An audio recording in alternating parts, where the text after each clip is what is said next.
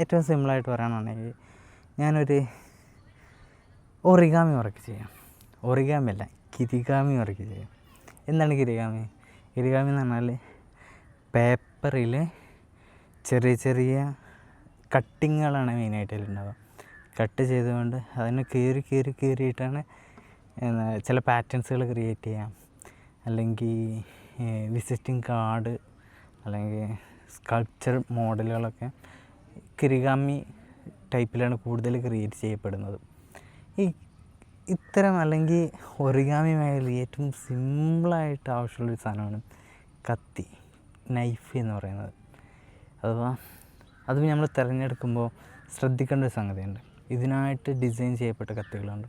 എന്താണെന്ന് വെച്ച് കഴിഞ്ഞാൽ ചെറിയ പോർഷൻ പോലും സിമ്പിളായിട്ട് നമുക്ക് പെട്ടെന്ന് കീറിയെടുക്കാൻ വേണ്ടിയിട്ടൊക്കെ ഇതിനായിട്ട് ഡിസൈൻ ചെയ്ത കത്തികളെ നമുക്ക് കാണാൻ പറ്റും.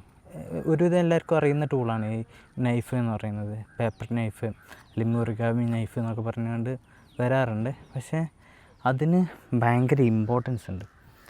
കാരണം നമുക്ക് ആവശ്യമുള്ള ടൂളുകൾ നമ്മുടെ കയ്യിലില്ല എങ്കിൽ നമുക്ക് ചെയ്യുന്ന വർക്കിന് കൂടുതൽ എഫേർട്ട് എടുക്കേണ്ടി വരും.